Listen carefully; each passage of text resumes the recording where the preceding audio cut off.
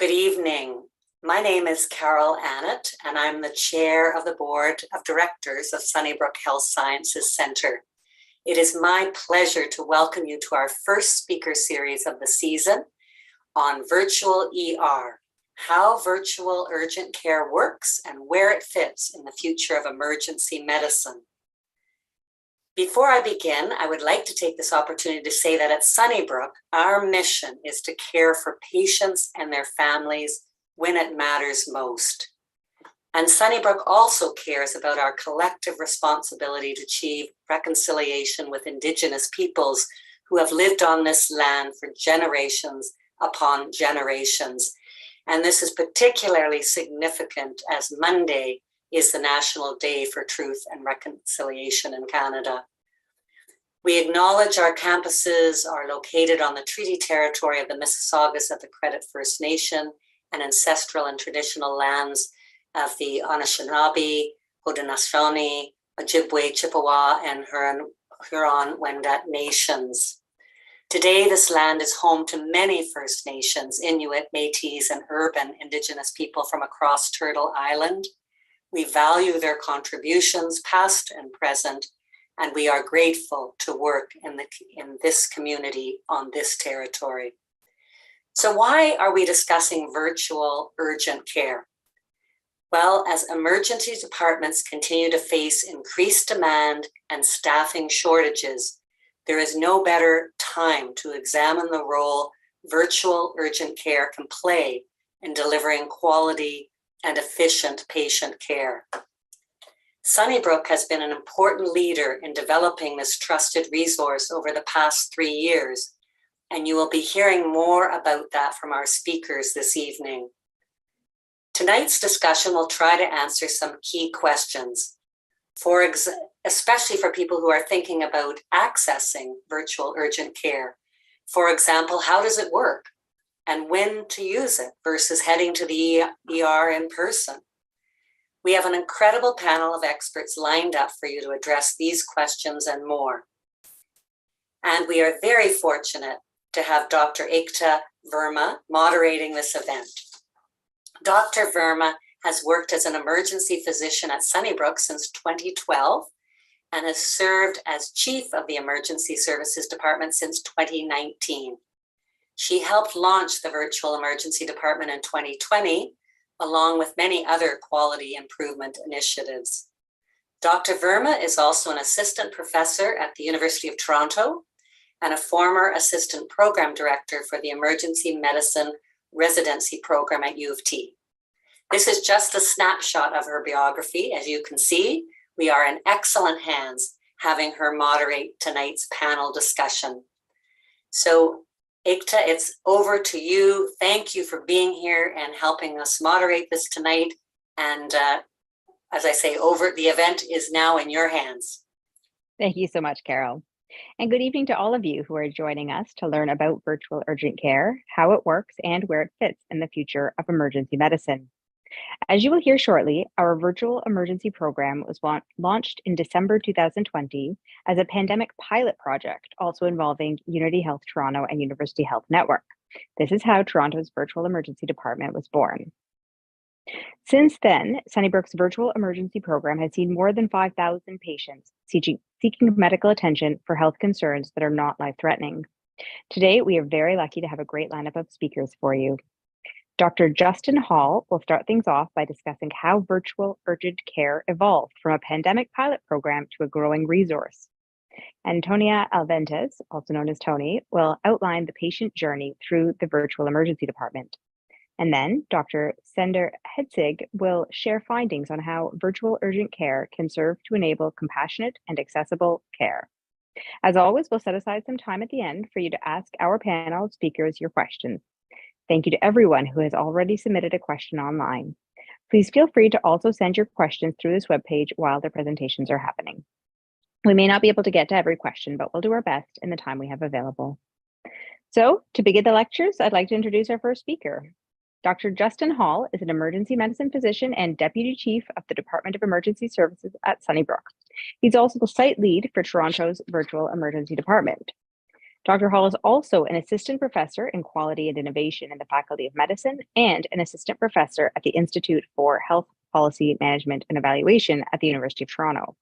In addition, Dr. Hall served as the clinical lead for the Toronto region on the Ontario Health Clinical Advisory Committee on Virtual Urgent Care. As you can tell, we are very fortunate to have him here this evening to talk about virtual urgent care.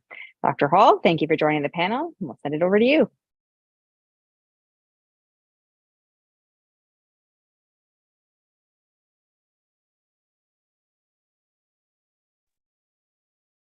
Thank you very much, Dr. Verma.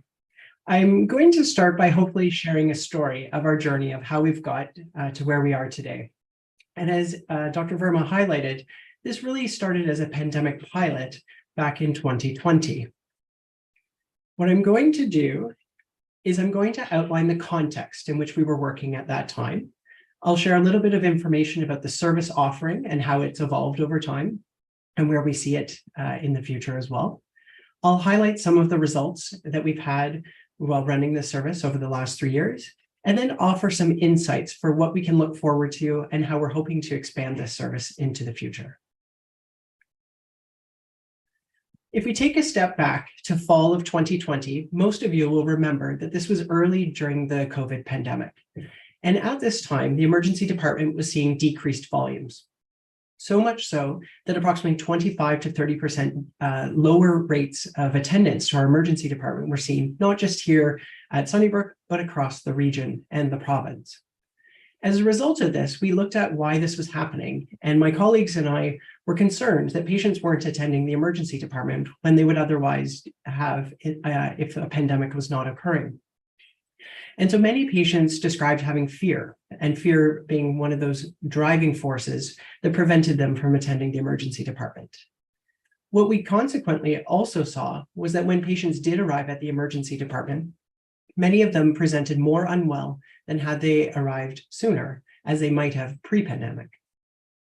One of the other challenges we faced, and that was not unique to Sunnybrook, was that given the requirements around physical distancing and limited physical space, it was sometimes difficult to do this to ensure patient safety. And while there were a number of ways in which we tried to do this, we also recognized that there might be other ways in which we could help serve our patients and address this gap. So what we tried to do is we tried to come up with a way in which we could leverage technology and our innovative spirit at the hospital to engage our Sunnybrook emergency physicians, who were already well known in the community and a trusted resource. And we decided that we would offer virtual same-day appointments. These would be offered for specific conditions that were acute but not life-threatening and did require immediate attention. And there's many different things that this solution would offer, and I'm going to show you some of the ways in which we've used this going forward. But one of the most important things we learned as part of this is many patients wanted guidance. And we used this to be a system navigation opportunity to help patients really understand whether an in-person visit would be best for them, or whether we could safely see them in a virtual environment, or some combination of the two. One of the other things we were very mindful of is there are many silos in healthcare, and patients often have their own primary care provider, whether that's a family physician or a nurse practitioner. And we needed to ensure that we had a way of being able to communicate any visits with our program to them as well, and to other members of their circle of care. And so I'm going to just outline some of the appropriate conditions, or some of the things in which we started seeing through this system and why they might be useful. As you'll see from this list, I won't read all of them, but many of these are minor infectious symptoms. Many are skin conditions. Many of them might be minor traumas, things like sprains and minor injuries, or environmental features. And these are just some examples of what might be appropriate to see in the virtual emergency department. As part of a patient's visit to our service, there's many different things that we might offer them, or what we would recommend at the end of their visit.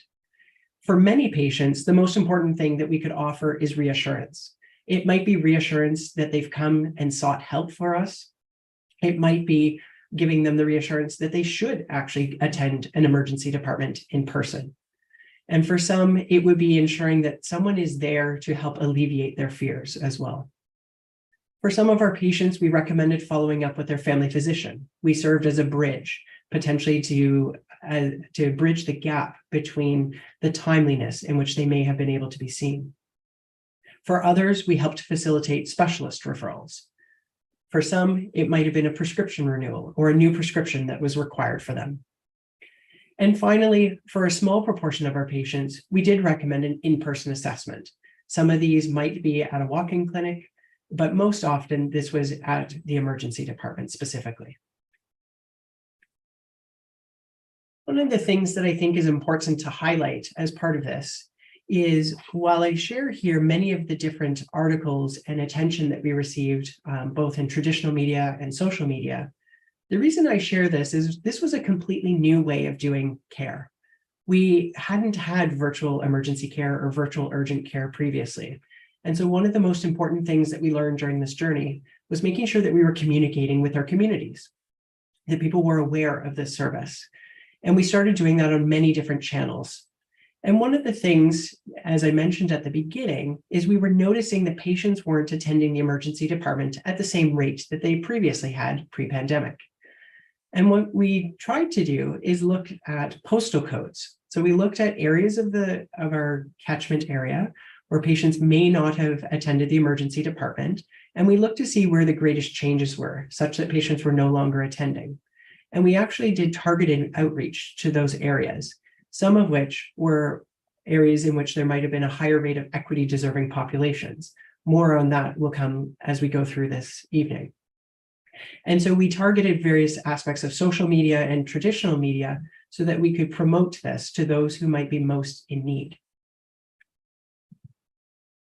I'm going to highlight now some of our key findings and some of our key metrics, of which I'm quite proud. The first of which is the number of patients that we've been able to serve through this service. We've seen over 5,800 patients since we started in December 2020. We've also had a very high patient satisfaction rate. It's 96% plus, with a similarly high 97% recommending this service to family and friends. We also asked whether this was deemed to be more convenient than in-person care. And we also asked this question whether we sent a patient or recommended that they attend the emergency department, or whether we were able to manage their care completely online. And about 93% have rated that. The other thing we wanted to note is, were we simply providing access to some patients, but not to all patients? And are we creating a service that would only really serve those who would not be using our emergency department? And so it may not have helped with those crowding and those fears and some of those other highlights that I mentioned earlier. And approximately 2/3 or 70% actually would have come in person without this service. I'm very fortunate to work with a very capable decision support team here at the hospital. And I've worked closely with them over the last 3 years so that we have a variety of ways in which we can track who we're seeing in this program, so that we understand what our population is and who maybe we're missing as well. And I'm just showing this as an example of some of the metrics that we have. In terms of age categories, you can see that the majority of patients, approximately 2/3, are between the ages of 18 and 50. However, the youngest patient that we've seen is only a couple weeks old, and the oldest patient is over 100. So we really have served the entire spectrum of age here. In terms of gender, approximately 2/3 of our patients are female and 1/3 are male. And that's been quite consistent over time, and is consistent with women typically being more health-seeking in their behaviors. And then the last one that you'll see on here is with respect to family medicine, or access to a family physician. And you can see that about 80% of our patients do have a family physician. When we looked at this in more detail, one of the challenges, however, is that many patients had difficulties accessing their family physicians for one reason or another. It might have been due to physical distancing. It might have been due to family physicians having to help in other areas, for example, with COVID vaccine clinics and other spaces that needed them as well. And so that's an important one as we go forward in terms of ensuring access to everyone, including those who do not have a family physician. You might be curious to know, based on those original concerns that people might come to see us with, what are the most common things that people come with? And I've included the top 5 complaints here. And consistently, the most common is orthopedic. And when I say orthopedic, these would be things like minor sprains and strains, for example, an ankle sprain if you twisted your ankle. The next one is skin conditions. So this might have been a skin infection. It could have been a rash of some nature. And I will say these conditions are very well assessed using video. We do assess most of our patients using video, although we do have phone as an alternative option as well for patients who prefer.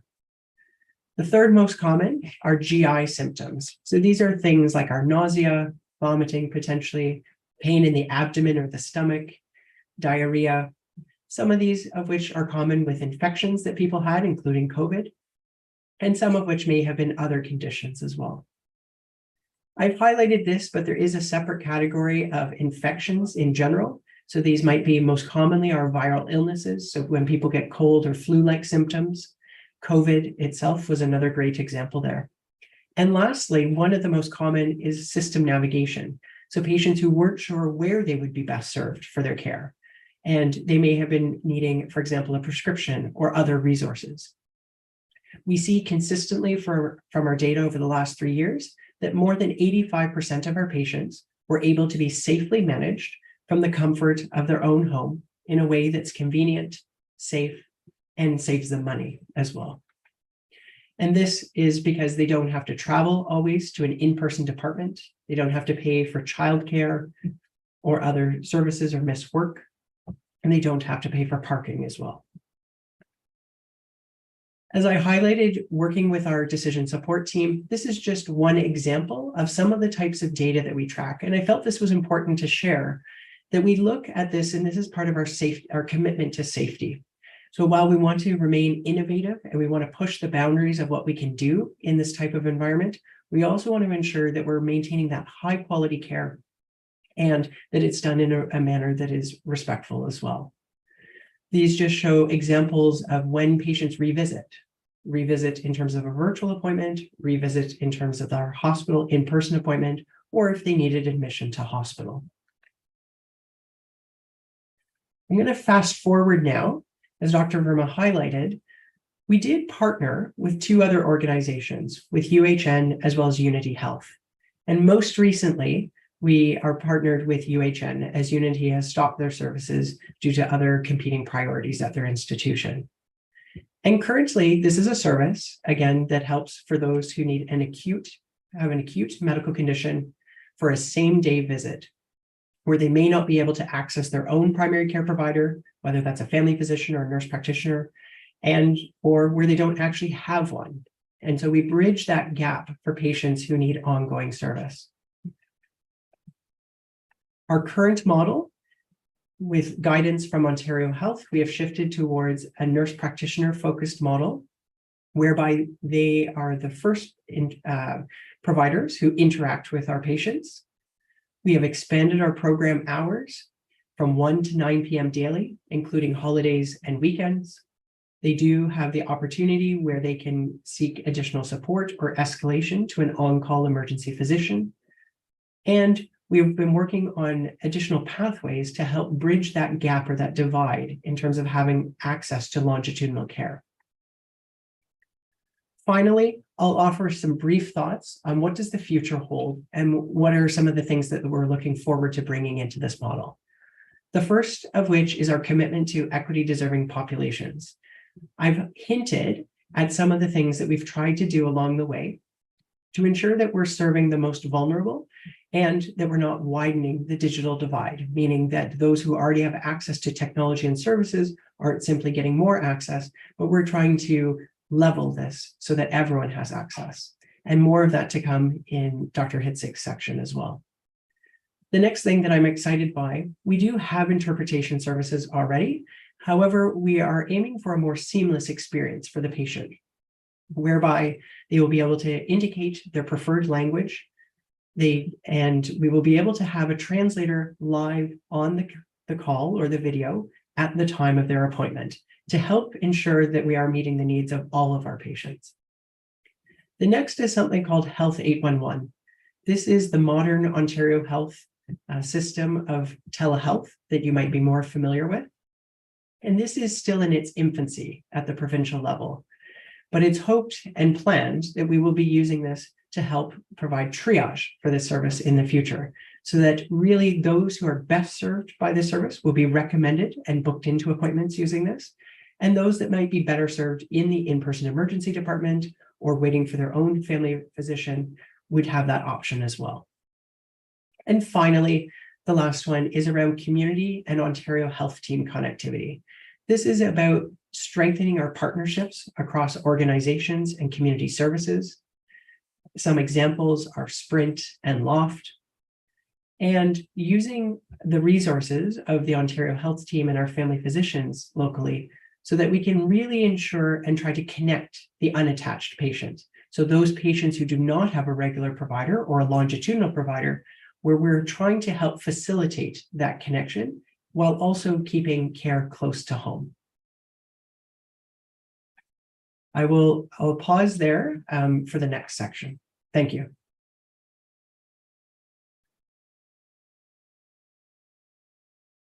Well, thank you so much, Justin, for that great presentation. I'd like to now introduce our next speaker. Tony Alevantis has worked as a Patient Administrative Associate, or PAA, in Sunnybrook's Emergency Department for nearly 20 years, since 2004, and she's the PAA for the Virtual Emergency Program. She's been instrumental in the development of this innovative resource and as a trusted point of contact for patients. Clearly, she has extensive knowledge about the patient experience. We are so glad she's here this evening to address some of the common questions patients might have about how virtual urgent care works. Without further ado, I'll pass the microphone to you, Tony.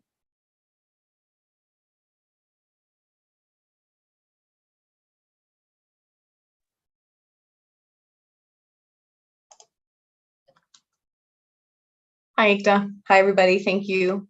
Thanks for the lovely introduction. Can everybody see my screen and my slides? I hope.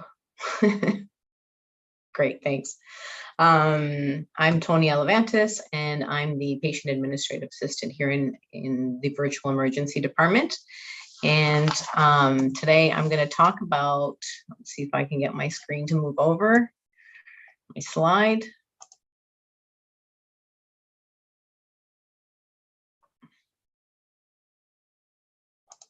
There we go. I'm going to go over the process of booking an appointment. So we're going to go over that together. Then I'm going to cover some frequently asked questions. And finally, I'm going to go over some patient feedback. So overview of the booking process first. As you can see on the top left hand of the screen, Toronto Virtual ED is our website. So that's where you would go to book an appointment online. And when you get there, the landing page is Welcome to Toronto Virtual Emergency Department. And you will see our participating sites over on the right-hand side there, as Dr. Hall already reviewed. Dr. Hall already did a very thorough covering of some of the things that we see here in the clinic. I'm just going to go over some of the highlights here. Cannot make an urgent appointment with a family doctor or a nurse practitioner. You have an urgent medical problem that is not life-threatening, and you are physically located in Ontario at the time of your appointment. So when you get to the landing page, you're going to scroll down, you're going to see this page, and then you're going to keep scrolling down some more, and you're going to see what can I expect. You'll also see what do I need. And once you get past those parts, you're going to finally get to here where you're going to see our logo and how do I book. So obviously you make sure that if you wanted to be seen in the Sunnybrook clinic, you would go to the Sunnybrook logo, and here it's going to show us what times are left in the clinic and how many appointments, and if there are any appointments left. So if there are, then you would click here to book an appointment on the blue page there. The blue box. Here we're going to do a very quick review of on the left side here. And again, I'm just going to reiterate that if you are experiencing a life-threatening condition, do not use this appointment system and proceed immediately to your nearest emergency department for in-person care. On the right hand of the screen, you're going to notice two boxes there that need to be checked. So the first one is to confirm that you are physically located in Ontario at the time of your appointment. And then in the next box, you are agreeing to, and we're going to read the points together. I consent to communicating electronically with Sunnybrook and receiving virtual care by a nurse practitioner or physician at Sunnybrook.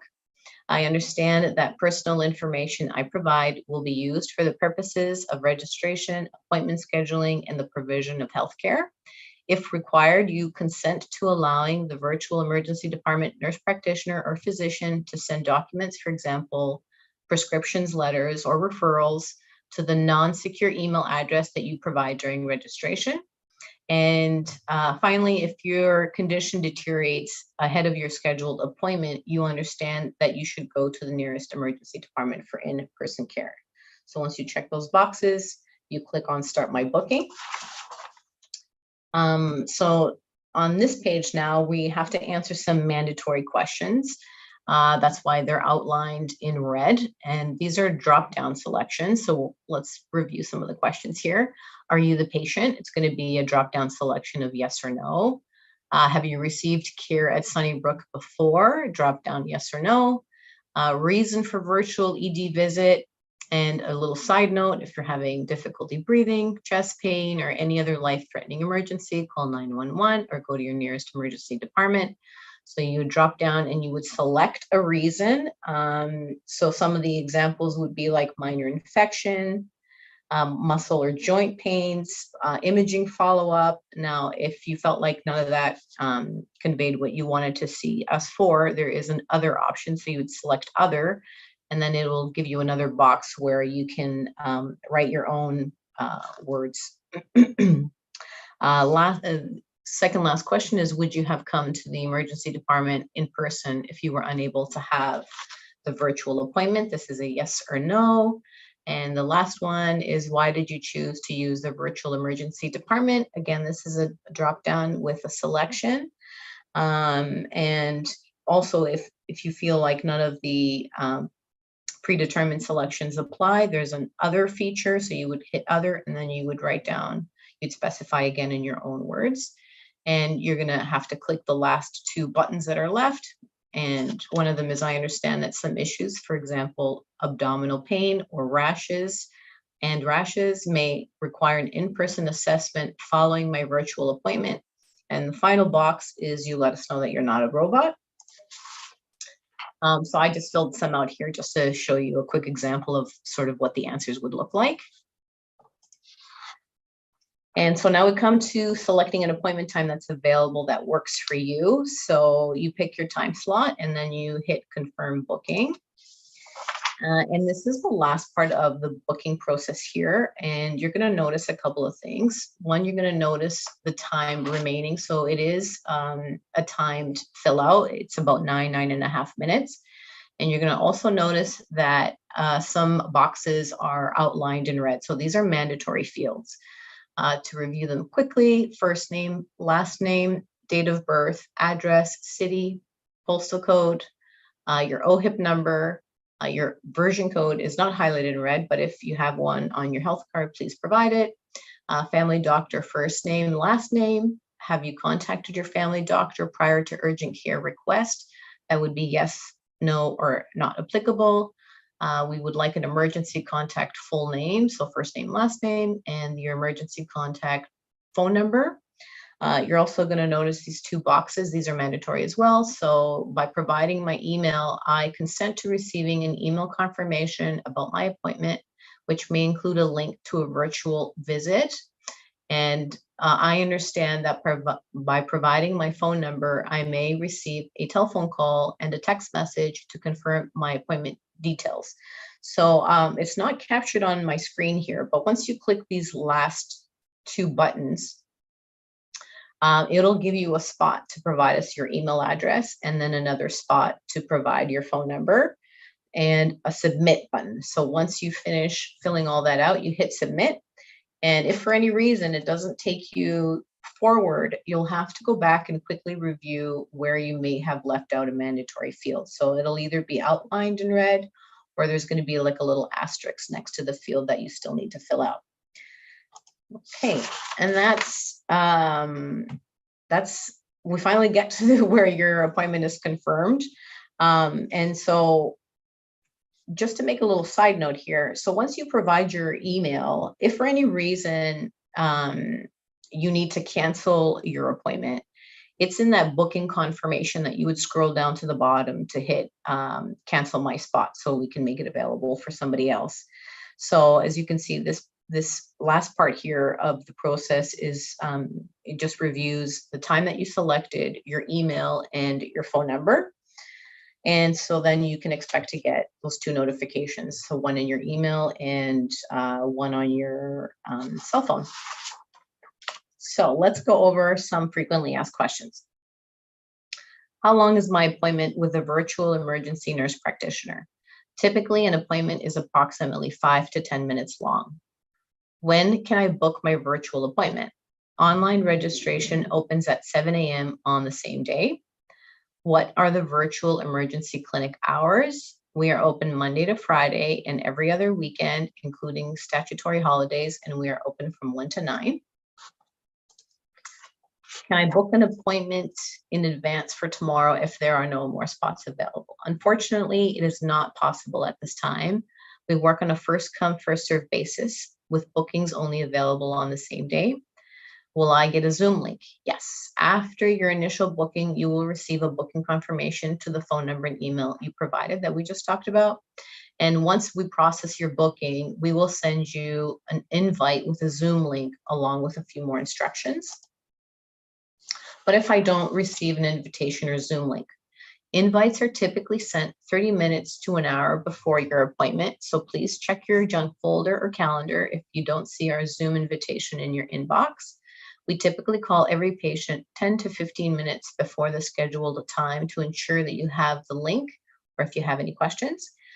What if I can't access Zoom on my computer? The invitation we send also has instructions on how to dial into the virtual meeting using your landline or cell phone. What if I've never used Zoom before? Our invitation also has a test function where you can practice. We can also send you instructions if you request them. How can I or my family physician access my notes from my appointment? You can access your medical notes and records by registering for My Chart Sunnybrook. This is the URL here, highlighted in green. You can always just Google My Chart Sunnybrook, and you'll be able to see this URL come up, which is the Learn More. What are the services provided through Sunnybrook's virtual emergency clinic? So depending on the nature of the appointment, we may provide a prescription, make a referral to a specialist or to one of our clinics, or we may recommend an X-ray, an ultrasound, and or blood work done at our hospital.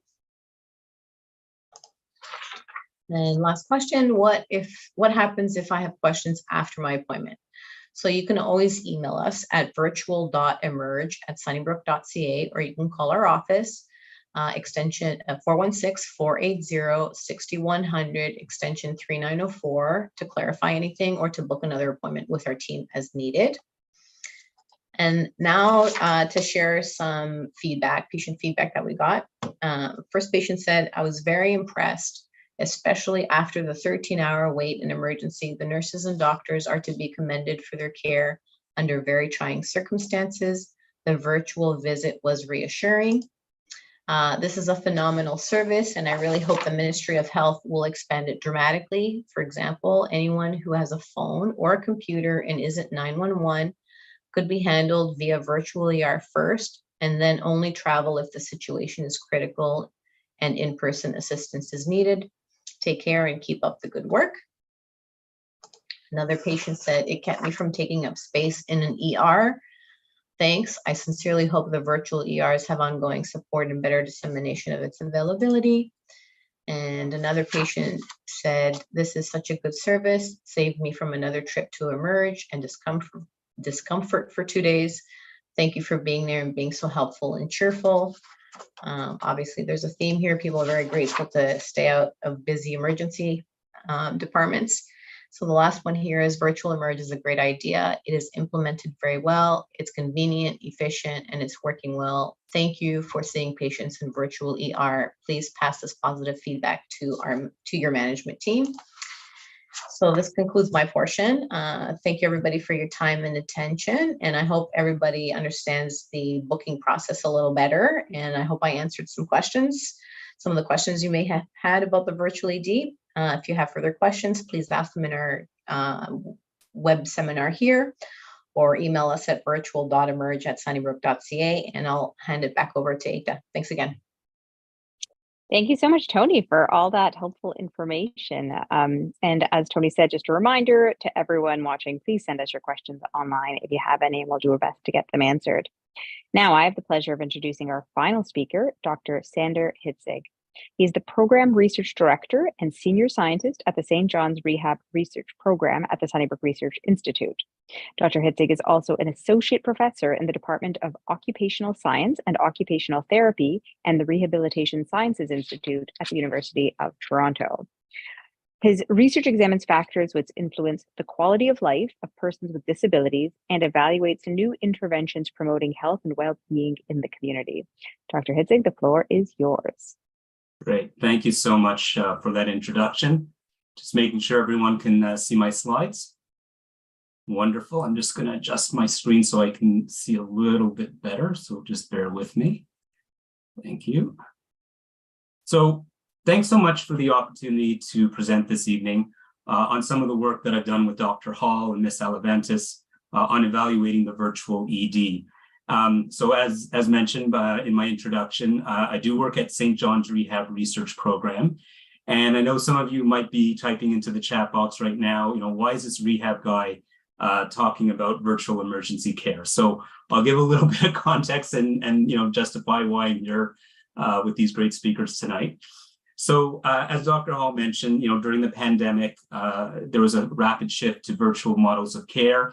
And in response to that, Sunnybrook had always had an eye in terms of what digital tools and virtual care could offer their patients, but the pandemic really accelerated the need to reflect on what was available, how to sustain it, and the viability of virtual models of care, because at the time we didn't know how long the pandemic would last. And at the same time, there's a number of benefits that virtual models of care could provide to all of our patients at Sunnybrook. So Sunnybrook created a digital health and virtual care task force that I was invited to participate in. And I was invited because I've done some work evaluating new technologies and looking at studies that look at the implementation of new models of care. So because of those reasons, I was invited to work with the group. And during some of the task force meetings, and Dr. Hall mentioned this in his presentation, some data came up during the pandemic that people from underserved or equity-deserving populations were facing challenges accessing virtual care. And in some cases, in-person visits by people from these communities had actually dropped. So this had piqued my interest when I heard this. And just to give a little bit more background, people who are from equity-deserving groups are people from communities who face different historical, social or environmental barriers to opportunities, to resources or services, things like healthcare. And this is because of maybe who they are in society, their age, their ethnicity, their economic status, their gender, sexual orientation, or if they have a disability. And so when it comes to virtual care, some people who are members of these groups, and you can see some examples on the slide, like people who might be homeless or who are low income, they may not be able to afford, a smartphone or have easy access to the internet. So that creates a barrier. So that's that digital divide that Dr. Hall mentioned before. In some other cases, people don't speak English, or if they're recent arrivals to Canada, they may face challenges because of language barriers or just, lack of awareness of how to navigate the system. So there's a lot of things that come into play that can create barriers to accessing virtual care. So as I talked about, I'm really interested in evaluating new models of care, but I am, work in rehab. I do a lot of research looking at issues that people with disabilities face. And I've known for a long time from some of the work that I do and that I've read about, for people who are, let's say, in a wheelchair or have another significant disability, the in-person emergency department is usually one of the main ways that people get their health care. Unfortunately, not all doctor offices in the community, so like a family physician, is accessible. And sometimes people comment that even if the office is accessible, the doctors themselves may not have the specialized knowledge for more complex disabilities. For example, spinal cord injury, which has a number of health conditions and is an area that I've done a lot of work in. There's a lot of data, system level data showing they go to the ED in order to get their health care. So again, with all this coming into play, I reached out to Dr. Hall and we started to do some work together, and specifically to look at the virtual emergency department. I won't give the overview because Dr. Hall and Ms. Alevantis gave a good overview of how all that works. But really, we wanted to look at its effectiveness on how it was being used by different people from equity-deserving populations. So with the recognition, for the need to obtain insights on the care experiences of patients, again, in particular from people from equity-deserving communities, given all the noted barriers in accessing virtual care, we were really interested to see how people from these groups were accessing the virtual ED, what was working well, where there were opportunities to improve. And with all of this data, we wanted to come up with strategies to improve outreach and service delivery.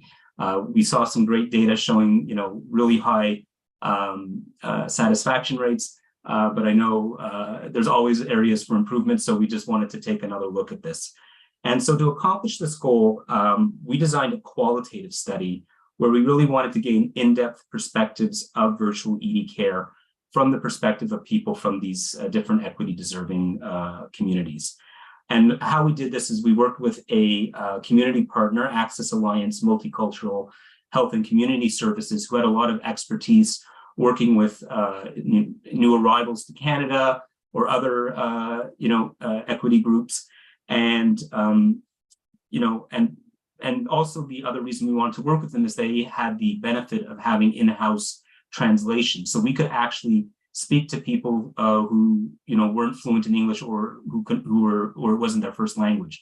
So it really created an opportunity to get perspectives from people who may not be able to fill out some of the surveys in English, or if they were administered in other languages, just to be able to capture a broad, voice of the community.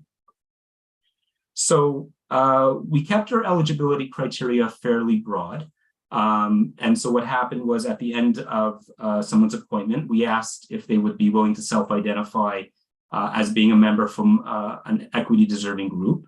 So it could be somebody from the LGBTQ2S community. It could be someone who had a disability, a community of color. Again, we were just really interested in seeing how different groups were using this service. We also were interested in talking to family members who participated in those virtual care appointments, because for many of us, when we go to the emergency room in person, we often have a family member with us, and it's important to get their perspectives as well. So when we asked questions, again, it was about how did they learn about the service? How did they book their appointments? What types of care they received? What they liked or disliked, and ask them to contrast that with their previous experiences with going to the emergency department in person, at any hospital in the past. And, where appropriate, we prompted them to sort of reflect on their own membership within their own community and how that may have influenced the care that they received, either virtually through the virtual ED, or again, from the past when they go in person to these settings. So you can see what happened was we got 89 people who had self-identified from a screening survey that I just talked about. And out of those 89, 43 people agreed to take part in these 1 hour qualitative interviews over Zoom. And 7 of them were family members. So from the table, I hope you can get a sense that we had a somewhat of a diverse sample. And really what's important is, we're more than a single category. We can be multiple things. So a lot of our respondents crossed many different equity deserving populations. So they may have been someone from the LGBTQ community who was also from a community of color. And so really briefly, our sample was predominantly female, with 2 people who identified as being non-binary, and 9 people were from the LGBTQ community. 24 were from communities of color, with many reporting being from the South Asian or East Asian community.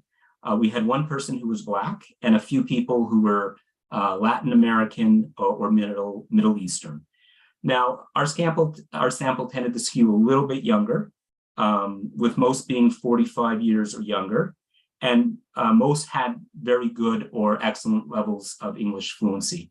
I am happy to say, though, again, with the support of Access Alliance, we were able to interview 2 people in Mandarin, 1 person in Spanish, and 1 person in Farsi. So it was great to be able to have that option in place.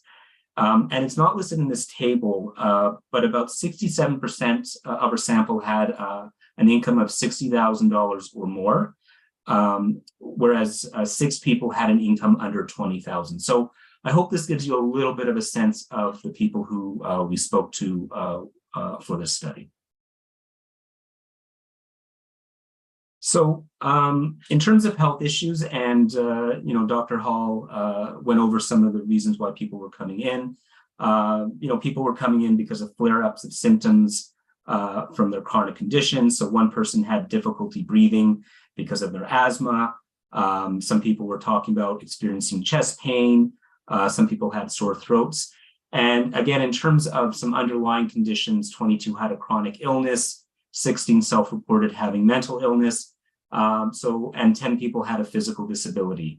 So again, on top of their socioeconomic backgrounds, some people are also living with chronic conditions or illnesses. And really and other reasons why they came, as indicated, is they wanted to see if they actually had to go to the in-person ED, based off what they were seeing the doctors for. 1 person had hit their head, but they hadn't lost consciousness. So they thought, well, let me check with the virtual ED first before going to the actual in-person to see if that was necessary. So one of the things that really came out loud and clear, and this again echoes some of the data that Dr. Hall shared before, was that people really welcomed the option of being able to access a virtual ED. They discussed the convenience, the flexibility of the service, especially, not having to wait for long times to be able to see the doctor. So the opportunity to book an appointment, which was, outlined in the previous presentation, was seen as really convenient and time-saving. And as I mentioned, 22 people had a chronic illness.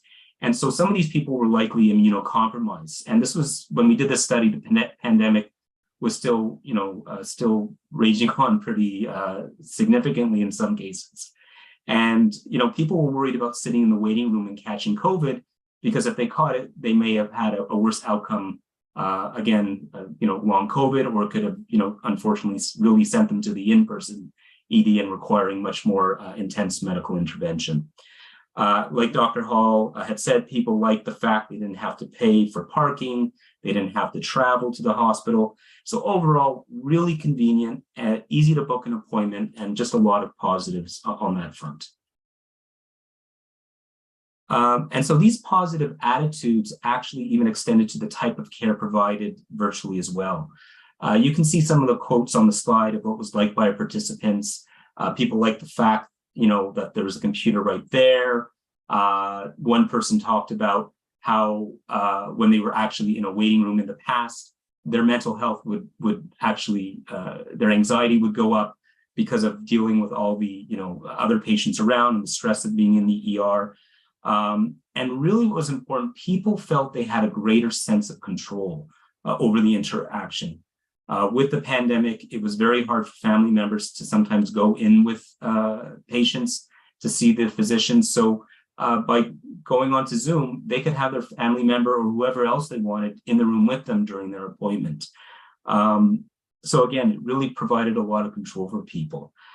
Importantly, a lot of the participants commented on the professionalism and attention that they received by the treating physicians.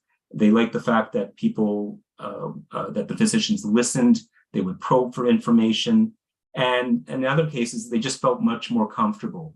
One person commented, I would just feel embarrassed talking about this with somebody in person, but having that virtual option just made me feel that much more comfortable.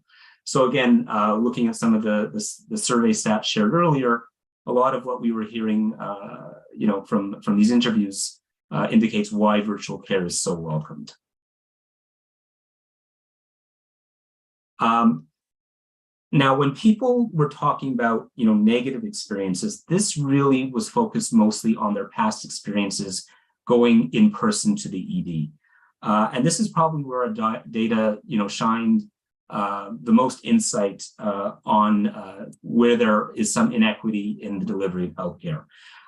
This one quote that you can see on my slide really struck me because it really showed how somebody had to change how they carried themselves or how they interacted with others to get care that they felt was equitable. Highlighted, this person said, nobody wants a vocal brown girl. And I'm saying this because this is a struggle of every person of color. There's a lot of that happens in general on a daily basis in every aspect. So a visit to the doctor or an ER is no different. And you just be nice, just smile. So it really, for people who had gone in the past, this was things that came up. People talked about, experiencing prejudice or discrimination. But really, for the most part, with the virtual care and even in person, when they were dealing with the physicians or the nurses, they commented those experiences were very positive, but some of the more challenging experiences came when dealing with other hospital staff or others in the waiting room. And here's some examples of that people shared with us in terms of discrimination or culturally insensitive care. One person who was a caregiver of somebody with a disability was trying to, get an accommodation for their child. And unfortunately, it just wasn't happening in a way that they felt was fair. And she commented that it was bordering into discrimination. One person whose partner was trans said that, why are you asking these questions about pregnancy? It's not possible. So these things were coming up that really negatively influenced some people's in-person visits to the in-person department. Now, obviously, virtual care, despite all the great things that it can offer, it can't always replace, going in person for certain things. People talked about the inability to get a physical assessment. The doctor would say, well, I can't really judge this without you coming in and letting me do a physical exam. And then, for some people, they were having struggles with the technical requirements. Especially for some people who had a learning disability, sometimes navigating the online booking appointment program was overwhelming for them, or if they didn't speak English, they really struggled with some of those things. But really, again, what people talked about was, it was such a great service that there was a need to raise greater awareness about it, that some people felt this really needs to be brought to a community, because I think for them, they said it would help them get them at least to that first step in their journey of healthcare, which could then lead to, more appropriate in-person care, to treat their health challenges. So again, lots of suggestions as well. People talking about, having, the flag, the inclusivity flag in the back to indicate that it would be a safe space. Small things like that. All of these things could contribute to making the virtual emergency department experience much more positive. But overall, our findings were very favorable to emergency care virtually. So, this study, I think, provides some initial insight about the benefits and challenges with virtual ED care. And some of the challenges that I talk about are things that would affect most people, again, for the need for maybe in-person assessments. But the number one benefit is that people from equity-deserving populations feel more control over their care experiences, feel safer, both in terms of their physical and mental health, and that it removes encounters where they traditionally have felt prejudiced against. So there's more work that needs to be done to better understand how virtual models of care and how to better tailor it to people from equity-deserving populations. But it's really seen as a compassionate modality, and it's really making healthcare much more accessible in a number of different ways. So thank you for the time, and I just want to thank all the other members of my team, including Dr. Hall and Ms. Alevantis, who made this project possible. So thank you. All right, great. Thank you very much, Dr. Hitzig, for that great talk. So that concludes our formal presentations. We'll now begin the question and answer portion of the evening. And if you still want to submit a question, you can still do so. Okay, so our first question of the evening, how does virtual care work with stroke and best practices? Perhaps Dr. Hall, you could start this one. Certainly. So I think one of the most important things to remember is that this service is not for emergency conditions or conditions that would be best assessed in our emergency department, stroke being one of those. So if we were to see a patient who might have stroke-like symptoms at the time, or we had a high concern for that, then we would recommend that they be transported to the emergency department, and we can certainly help facilitate a call through 911 or EMS for that purpose. But this service would not be for ongoing stroke care or post-stroke management. There are other services in the province, including stroke prevention clinic, that would be a better fit for that type of patient. Great, thank you for clarifying that. Our next question is, how private is virtual care? Are the calls recorded? Are they kept on file? Perhaps, Tony, you could take this. Hi, yeah, sure. No, they are not recorded and they're not kept anywhere. It's a private interview between you and the medical staff. Well, that was easy. Yeah. Excellent. Next question we have here is, do you have to live near the hospital to be able to use this service? Dr. Justin Hall? So this is an important question. And so I'll say that an important principle is it's always best if you can get care close to home. It facilitates other referrals and also community services. And for this type of model, we have shifted from specifically an individual hospital-based model to now a regional model. So Sunnybrook, along with UHN, are in a regional partnership to cover Toronto. There are currently other virtual emergency departments that are operating or are being implemented in the other regions of the province. And so if someone, for example, lives in Northern Ontario, as much as possible, it would be best for them to see a provider who's closer to home, as they would be more familiar with the services that might be available there. Whereas I would be much more comfortable assessing someone who is closer to Toronto, because I'm more familiar with the services here, and therefore I can provide a higher quality of care for patients as well. Excellent, thank you. And what if, after assessment, the clinician decides I need to be seen in person in an emergency department? Would I then skip the line in the in-person emergency department? Tony, can you start with that one? Yeah, sure.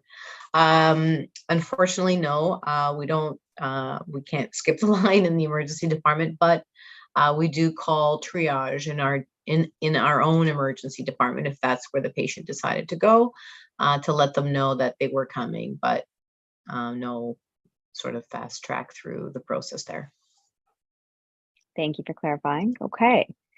Our next question, what about people with complex medical conditions like those going through cancer treatment? Is it advisable they use the service? Perhaps Dr. Hitzig, you could take that one? In terms, if it's appropriate for people with those conditions, well, I'm not a medical doctor. So, I think if it's, again, for some of the reasons that Dr. Hall listed, then that's fine. But if it's related to that condition, they should speak to their, family doctor or their oncologist or whoever to get appropriate guidance. So again, I would follow the outline by Dr. Hall on when that service should be used. Anything to add there, Dr. Hall? I think that's certainly an appropriate guidance there. I think one of the other things, whether we're thinking about cancer care, for example, there are virtual cancer care services as part of our provincial program. It's separate from this service. And so they will have more experience to be able to provide for patients that way. Another example maybe I could offer is patients who might have mental health concerns. We do know that's a common one for patients who use this service. And there are new services starting. For example, here in Toronto, there is a program starting out of CAMH that has recently been implemented and will be expanding their hours as well, where you can have a dedicated provider there who probably has more experience and may be able to offer you more, for example, than our service might be able to. So I would say if there's a specialty service that's available, it's probably best to use that, or if you have access to your own family physician or your own specialist as well. Thank you. So the next question, why is it switching from doctors to nurses? And perhaps Dr. Hall, you could answer this one. Certainly. And this is a question that we do have from time to time. I think part of the motivation behind this, I have the benefit of having sat on the Provincial Evaluation Committee for Virtual Urgent Care over the last few years. And one of the questions that's come up through there is whether ED or emergency department physicians are the best providers. So for example, another consideration has been family physicians. Another consideration was physician assistants and also nurse practitioners.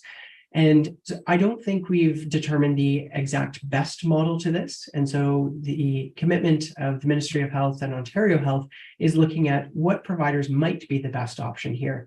And there may be cases that are best seen by this, for example, a nurse practitioner, and there may be other situations in which a physician would be a better person to see the patient. That's one of the reasons why at our hospital, we have a system whereby there is that support available for our nurse practitioners all the time by an on-call emergency department physician in case there are support questions or the need for escalation to an in-person emergency department. Great, thanks.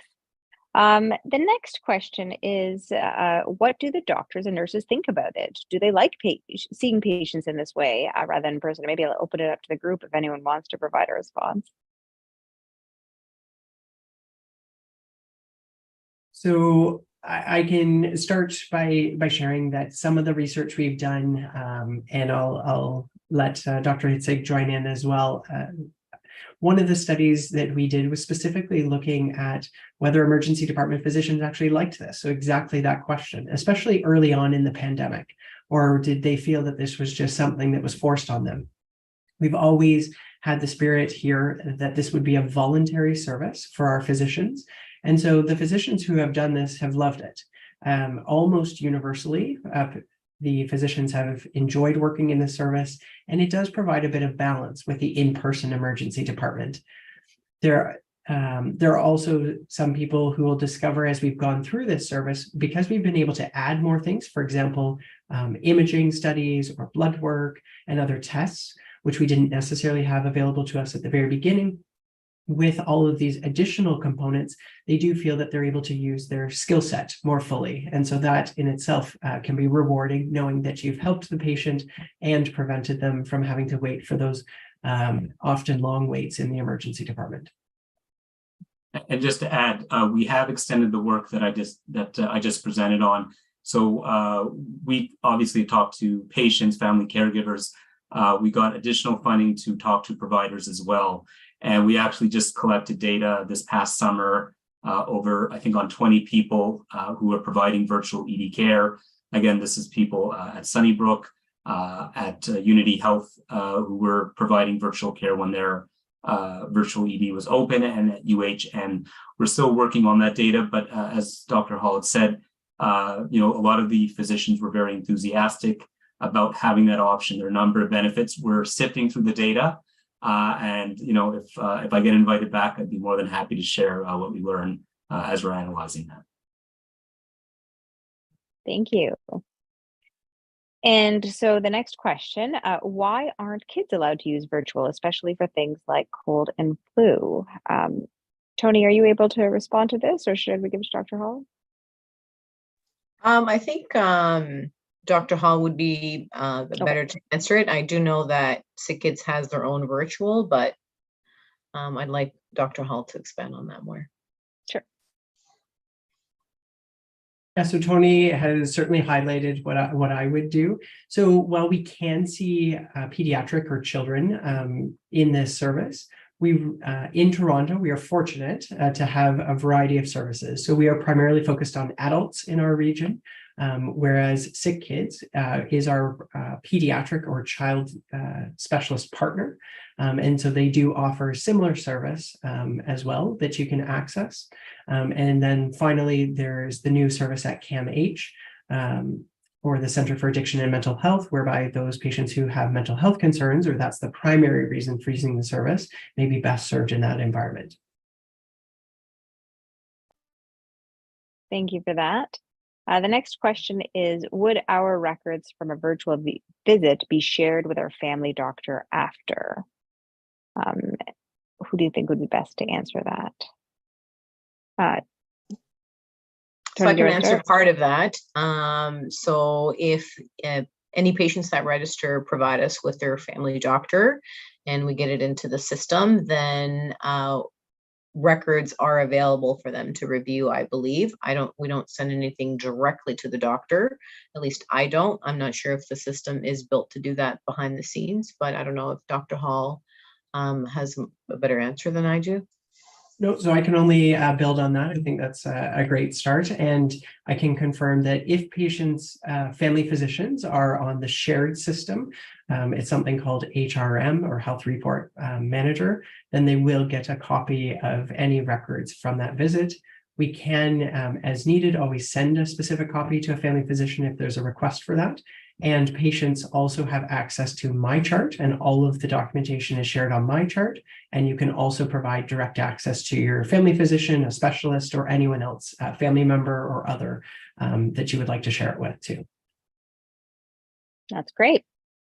All right, perhaps Dr. Hitzig can take the next question if you feel comfortable. Curious if this is happening in other parts of the world, Europe and in the US or elsewhere, if you're aware. That's a good question. I have seen, news stories about other virtual EDs, and again, Dr. Hall would be, more knowledgeable.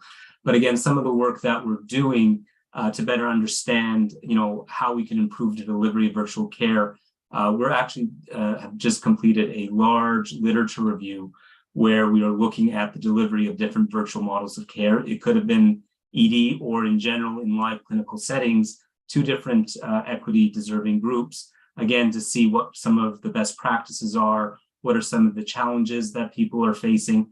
So really, with Dr. Hall and others, we're really trying to build up a strong evidence base in terms of what is known about the delivery of virtual, urgent care for equity deserving populations. And again, once you make something accessible to one group, that opens up, doors to many others. I always talk about, when the TTC introduced those buses that would go, go lower down and go up with the ramps. I've seen people, obviously for wheelchairs to get in or with a mobility impairment. I had gotten plantar fasciitis and needed to wear a boot, and I couldn't get up on the bus. And so when that lowered, it was very helpful.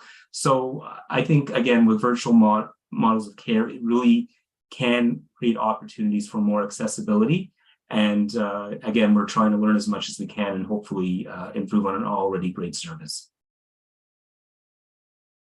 That's great. Well, perhaps at this point, I'll ask a more general question, which is, what do you find most exciting about virtual emergency care, and what do you see in its future? Perhaps we can do a little round table. Does anyone want to start? I'll nominate Dr. Hall. How about that? So I think there's a lot of exciting things, but if I had to identify one, I think it's finding what the right balance is in terms of in-person and virtual care, and really making it a seamless experience for patients. So an integrated experience where you have access to hospital-based services, you have access to community-based services, and we help the patient navigate the system better so that they know where to go. And I think this offers that ability in the future. And I think if we have a successful implementation in partnership with the Health 811 system, we'll be able to achieve that goal certainly and continue to lead that way. Thank you. Tony, any last thoughts on this? What I really love about the virtual emergency clinic and the program of it is, sometimes it's hard to get in to see like a family doctor. I know even from my own experience, it could take weeks until I see my doctor. And if I have something that's troubling me now, like, something with like a sty or an earache or something, I think it's really great that there's an opportunity for the public to get like same day care if they need it. So I think that's what I love most about it. And I know even though it's used predominantly by people under 40, I think it's pretty great that there's something available for our older population that can have access that, maybe it's not easy for them to be mobile, to go to their doctor or to go to a hospital or, so if I'm always happy to help people figure out how to get onto Zoom to meet one of our medical staff. So I really love that they have an opportunity that, that they can use a service that they don't have to leave their home for. Wonderful. Dr. Hitzig? Good question. Great answers. So, I do want to echo the point about, that continuity of care, the ability that it provides in other schools so that people have more options in getting services that they need. Again, I'm working in rehab, but I recognize that for our patients who, leave our hospital, if they're not properly supported or if they're facing some sort of disadvantage, they can easily have an adverse event and wind up back in the in-person ED.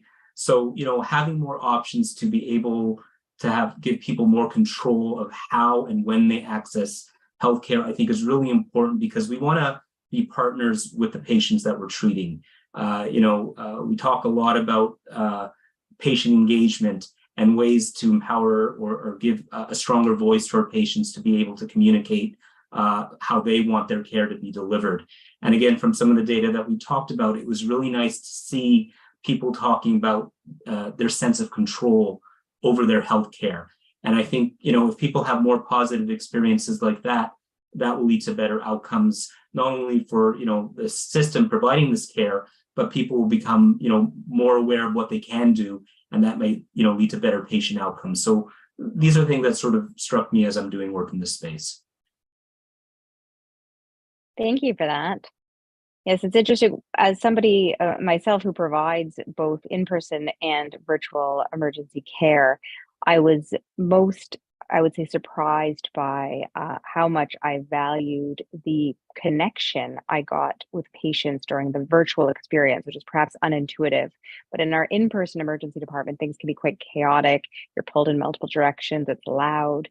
It's bright. Nobody's comfortable. And so having that time to sit and really connect with a patient through a screen, but dedicated time to them and really get a sense of what their concerns are and how we can best help them was a very positive experience in a way that I didn't really understand till I experienced it, both for the provider and I think for the patients from what we've seen as well. And I look forward in the future to seeing other innovative ways that we can help improve that experience in ways that we haven't done before between the patient and the provider. Well, I want to thank everyone for joining us here tonight. Certainly thank you to all the speakers who participated today with this excellent information. I do want to make sure that everyone knows that to please fill out the electronic evaluation forms, which helps us to plan future talks and topics. Thank you to our speakers once again. Thank you to Carol Annette from our board for providing these welcoming remarks. And of course, a big thanks to all of you for joining us at this educational event. Be sure to check out our upcoming topics, which will be shared on the Speakers Series website. Thanks, everyone, and have a wonderful evening.